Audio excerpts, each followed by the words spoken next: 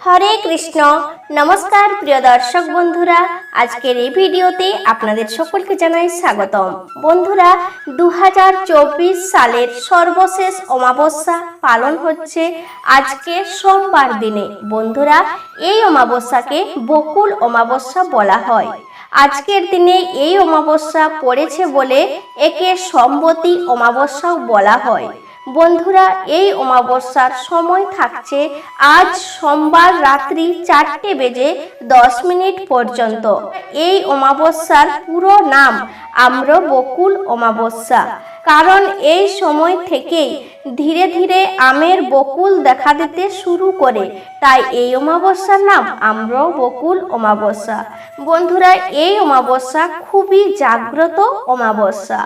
সোমবার দিন পড়ায় এর গুরুত্ব অনেকাংশে বেড়ে গেছে। বন্ধুরা, প্রতিটি অমাবস্যায় মা কালীর উদ্দেশ্যে সমর্পিত করা হয়, মা কালীর পূজা অর্চনা করা হয়।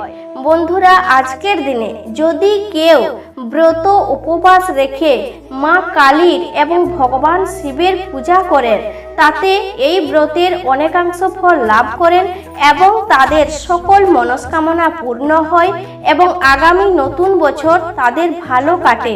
আর যদি কেউ কোনো কারণে এই অমাবস্যা পালন করতে না পারেন, তাহলে ভগবান শিব ও মা কালীর উদ্দেশ্যে একটি ঘিয়ের প্রদীপ প্রজ্বলন করে যদি এই বকুল অমাবস্যা তথা সম্বতী অমাবস্যার ব্রত কথাটি শ্রবণ করতে পারেন, তাতেও এই ব্রতের অনেকাংশ ফল লাভ করা যায়। তাহলে বন্ধুরা, শুরু করছি এই বকুল অমাবস্যা তথা সম্বতী অমাবস্যার ব্রত কথা। ওং নমঃ শিবায়, ওং নমঃ শিবায়, ওং নমঃ শিবায়। জয় মা কালী।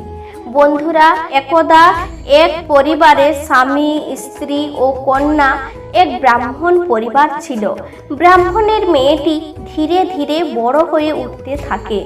তার বড় হয়ে ওঠার সঙ্গে সঙ্গে মেয়েটির মধ্যে সমস্ত গুণই গড়ে উঠেছিল। মেয়েটি অত্যন্ত গুণী, সংস্কৃতি মনা এবং সুন্দরী ছিল, কিন্তু গরিব বলে মেয়েটির বিয়ে হচ্ছিল না। একদিন এক সন্ন্যাসী ব্রাহ্মণের পরিবারে এলেন। মেয়েটি খুব যত্ন সহকারে সন্ন্যাসীর সেবা করলেন। সেবায় মুগ্ধ হয়ে সন্ন্যাসী খুব খুশি হলেন এবং মেয়েটিকে আশীর্বাদ করলেন এবং তিনি দীর্ঘায়ু কামনা করলেন। কিন্তু মেয়েটির যখন হাত দেখলেন, মেয়েটির হাতের তালুতে কোনো বিবাহযজ্ঞের রেখা ছিল না। তখন মেয়েটির মা বাবা তাকে জিজ্ঞাসা করলেন যে এই সমস্যা সমাধানের জন্য কি করা উচিত। তখন সন্ন্যাসী জানালেন যে এক গ্রামে সোনা ধোপা নামে এক মহিলা আছেন। তিনি তার পুত্রবধূ নিয়ে সংসার করেন। তিনি তার স্বামীর প্রতি অত্যন্ত দায়িত্ববান। যদি মেয়েটি তার সেবা করতে পারে এবং সেই সোনা ধোপা যদি তার চাহিদা সিঁদুর থেকে তাকে সিঁদুর দেন, তাহলে মেয়েটির বিয়ে হবে। এবং ঋষি আরও জানান যে সোনা ধোপা কোথাও যাওয়া আসা করেন না। তখন মেয়েটির মা বাবা মেয়েটিকে সেই সোনা ধোপার বাড়িতে পাঠান এবং মেয়েটি প্রত্যেক দিন ভোরে ঘুম থেকে উঠে সোনা ধোপার বাড়িতে গিয়ে সমস্ত কাজকর্ম করে আবার ফিরে আসতো। একদিন সোনা ধোপা তার পুত্রবধূকে জিজ্ঞাসা করলেন যে তুমি কি ভোরবেলায় ঘুম থেকে উঠে বাড়ির সমস্ত কাজকর্ম করো? তার উত্তরে তার পুত্রবধূ জানালো যে আমি তো কোনো কাজকর্ম করিনি এবং আমি ভোরবেলায়ও ঘুম থেকে উঠিনি। এই নিয়ে শাশুড়ি ও পুত্রবধূর মধ্যে নজরদারি শুরু হলো। অনেকদিন পর তারা দেখলো যে তাদের বাড়িতে এক মেয়ে এসে তাদের বাড়ির সমস্ত কাজকর্ম করে চলে যাচ্ছে। ঠিক সেই সময় সোনা ধোপা এসে তার পায়ে পড়লো এবং জিজ্ঞাসা করলো, তুমি কে এবং কেন আমাদের বাড়িতে এসে তুমি সমস্ত কাজকর্ম করে দিয়ে যাও?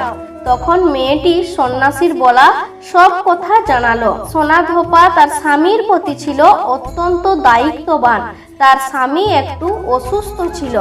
সোনা ধোপা তার বৌমাকে বাড়িতে থাকতে বলে মেয়েটির চাহিদা মেটানোর জন্য বাড়ি থেকে বেরিয়ে গেলেন এবং সোনা ধোপা সেই মেয়েটিকে সিঁদুর দেওয়ার সঙ্গে সঙ্গে তার স্বামীর মৃত্যু হলো। এই বিষয়টি সোনাধোপা জানতে পারল। সোনাধোপা ভেবেছিল যে পথের কোথাও যদি পিপল গাছ পায় তার চারিদিকে জল দিয়ে এবং প্রদক্ষিণ করবে, এই ভেবেই সে বাড়ি থেকে বেরিয়েছিল। সেই দিন ছিল সোমবতী অমাবস্যার দিন। ব্রাহ্মণের বাড়িতে যে থালা পাওয়া যায় তার পরিবর্তে 108টি ইটের টুকরো নিয়ে সেই পিপল গাছের গোড়ায় গিয়ে 108 বার প্রদক্ষিণ করে জল দেন। এই জল দেওয়ার সঙ্গে সঙ্গে তার স্বামীর মৃতদেহ কাঁপতে থাকে এবং তার স্বামী জীবিত হয়ে উঠল।